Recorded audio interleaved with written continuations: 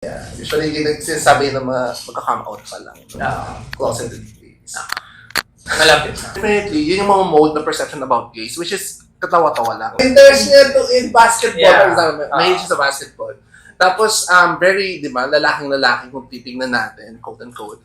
Pero, gay pala siya, for example. Mga co-members ko. So, nakikita mo Mga actual members. May mga membership fees. Mga nagbabayad ng mga videos.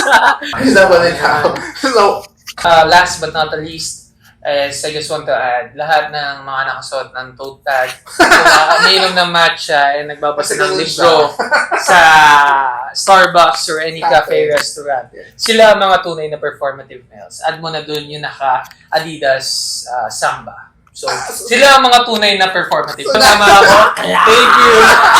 Parang ka-head.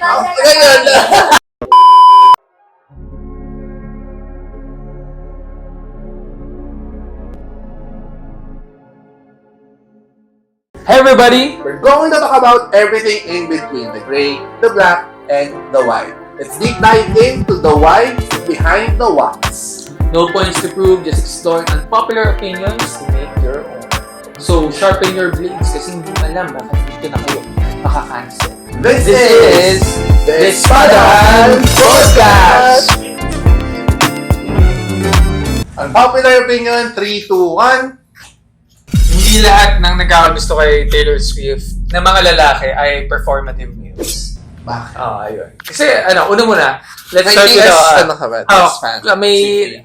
Actually, nag-start ako maging, hindi naman fan, pero I appreciate the music. So, bading Catchy ka? siya. Hindi. Hindi din lahat na nagkakagusto kay Taylor Swift, bading. Balito natin. So, dalawa siya. So, hindi lahat ng lalaki nagkakagusto kay Taylor Swift is bading, Okay. and hindi lahat sila ay performative. Though may mga kilala ako. Pero hindi ako part doon. I have to raise my vote. So, explanation. To give context kasi, sumisikat. Umiiral ngayon. Napaka-okay. So, umiiral ngayon yung notion na if you like, yung mga gusto ng mga babae, so let's say for example, mga Jane Austen books or for example, yung mga women activists, they would see you as a performative male. Which is, for most of the part, totoo naman. Pero specifically in the context of Taylor Swift, I feel like there's a small subsection of guys na nagkakagusto talaga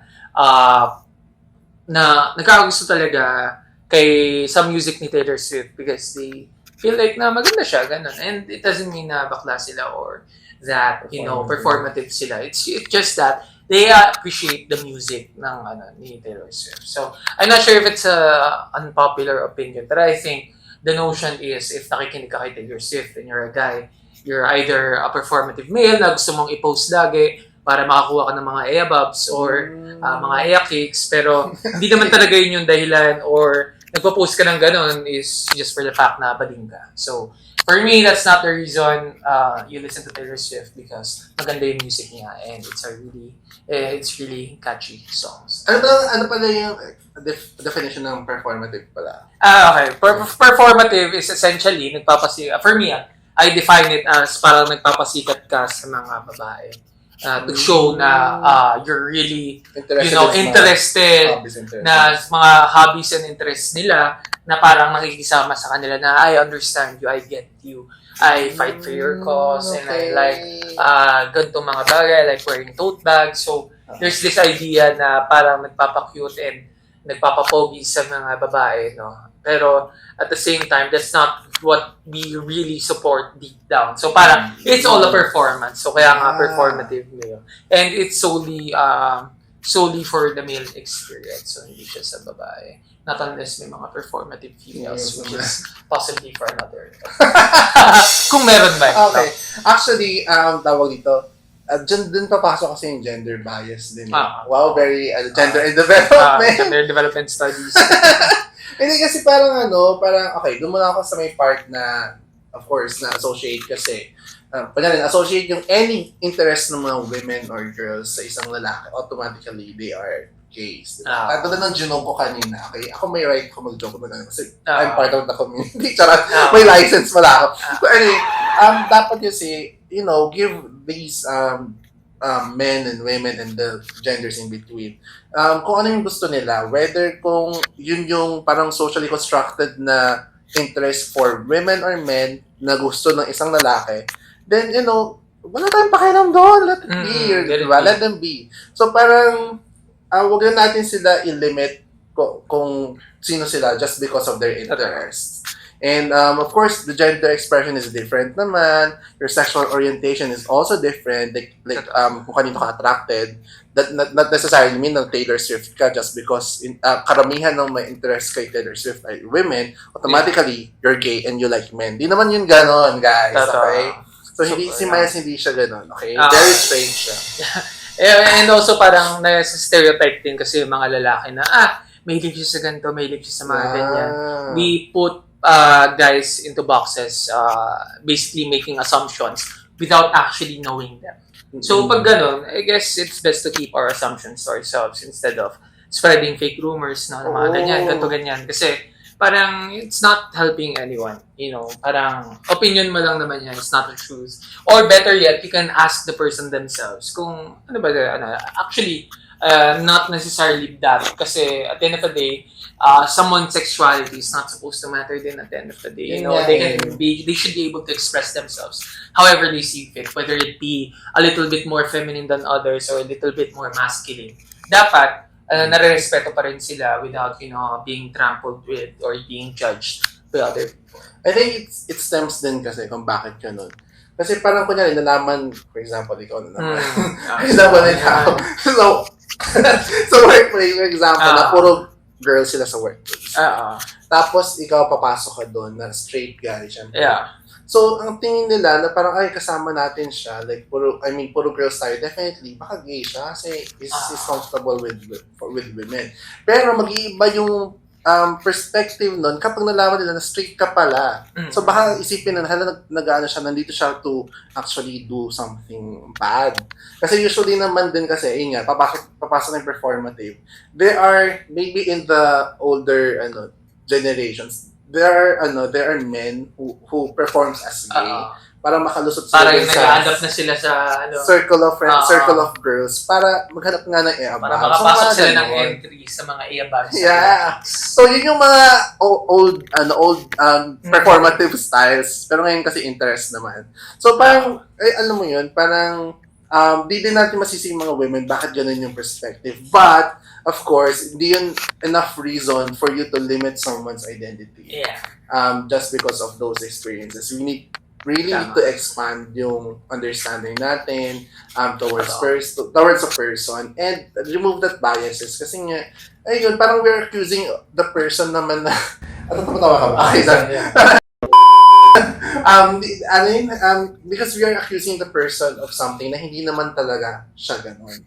So, and yun, and it actually, nakakasira yun ng interaction natin with them. Exactly. Especially, lalo na kapag involved in career, in relationships nila, personal relationships, family. Damaging talaga siya. Yeah.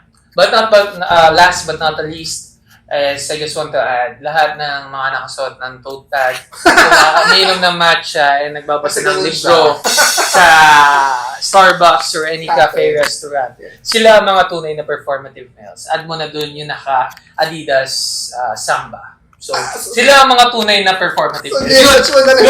Sure ball na performative. Pero yung mga nakikinig ng Taylor Swift, hindi sila performative. Grabe! So that's it. That's our episode. Thank you so much. We're ending it there. Comment down below if you agree with me. Kasi pili ko naman ako. Thank you. Parang ahead. Grabe! So, since in-end niya yung ating episode for that, ika-cancel ba natin siya, guys? Comment down your thoughts about this one. Cancel. Lahat ng mga performatives dyan, comment down below. Grabe talaga. Pero again, please be aware of the Soji, diba? Yeah, the Soji, thingy. The sexual oriented. Soji bomb. At saka yung gender bread, for you to understand better and deeply kung ano yung differences nila, the gender identity, sexual orientation, gender Yes. expression. Here are the links down below. Please check them out. Check Pero out the... ang dami ng mga naman, websites and even advocates na, spreading that awareness. But I also understand bakit other people find it complicated kasi ang dami ng terms. And syempre nanggaling na siya from girl boy, bakla, tomboy, down to non-binary, cisgender. So there are a lot of pansexual. So ang daming terms which again we understand naman kung hindi right away may intindihan. But sana naman again, let's not base our interaction with someone due to their labels. So let them be themselves and wala, hayaan mo na lang sila. Ano mangyayari, di ba? Exactly. Kung wala naman silang tinatapakan na tao, di ba? Yeah. Usually, hindi sinasabi ng mga magka-come out pa lang. Closeted gays. Malapit na.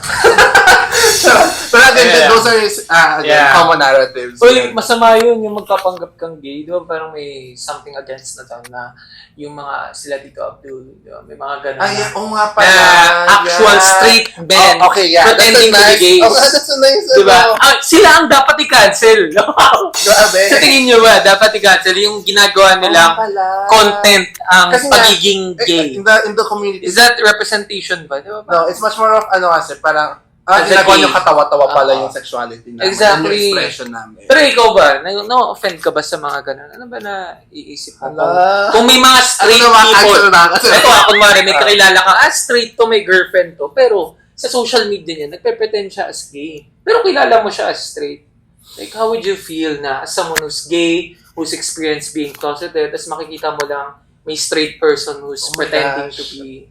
Oo nga, diba? Ano well, two perspectives kasi sa akin. Parang una kasi, naiintindihan ko nga kung saan nanggaling yung mga mga co-members ko. So, naiintindihan ko mga actual members. May mga membership fees. Diba nagbabayad ng mga videos?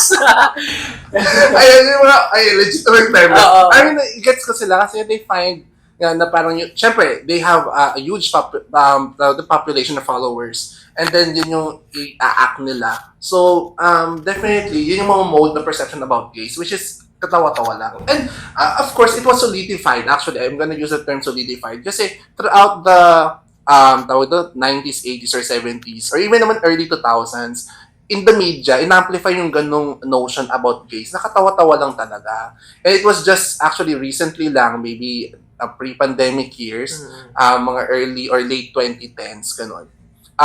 Doon talaga nag-evolve yung, parang, kailangan natin ng representation. Talaga na maging careful tayo kung paano natin i-represent nga yung gay community na they're not just for the fun stuff, but, they're also human beings, just like how the film industry or the media industry portrayed female and male. Kung paano lang sila, like, as human beings, ganun.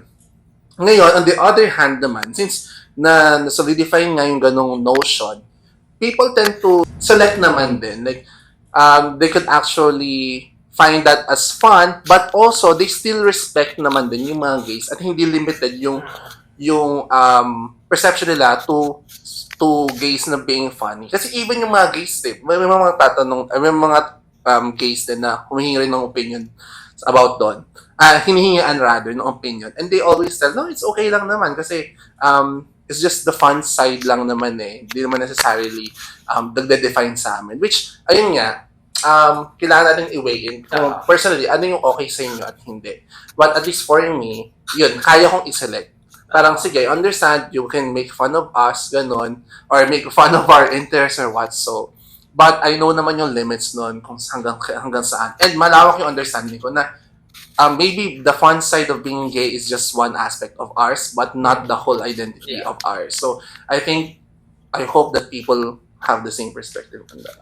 Tsaka parang yung pinoportray kasi nila yung mga straight men acting as gays is yung mga stereotypical gay movements na sobrang exaggerated. Na hindi naman lahat ng gays ganun eh. Diba nga, mas lalaki pa nga compared, diba? May mga parang chill lang, ganun. Kaya then, people would say, innocently naman, hindi naman ito sadya, people would say, di halata sa'yo. Buti hindi halata. Parang mga ganun kasi. Kasi nga, again, it was portrayed through the media and through, of course, the normal conversations at homes na, okay, loud and yun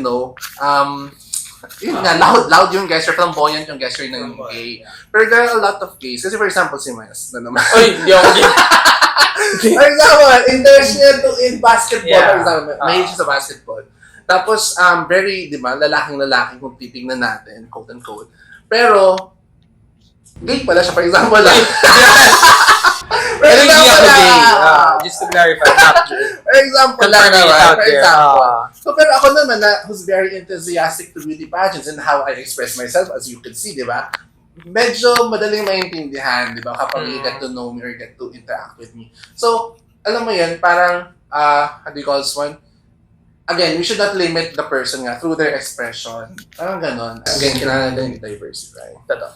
Grabe, hindi ko in-expect yung topic na so, That was an unexpected topic, pero very much happy to discuss. So, yeah, that's our episode, Gays and Taylor Swift, Performative Males. If may opinion kayo with any of them, Very comment down thoughts. below. If worthy ba ako, you cancel or voice with our opinions. Well, definitely Then, not. comment nyo down below. Or if you know someone or are experiencing these topics, please Yeah. feel free to share. So again, share your thoughts down below. Share your thoughts. We want to hear your thoughts. Okay, thank you so much. Thank you.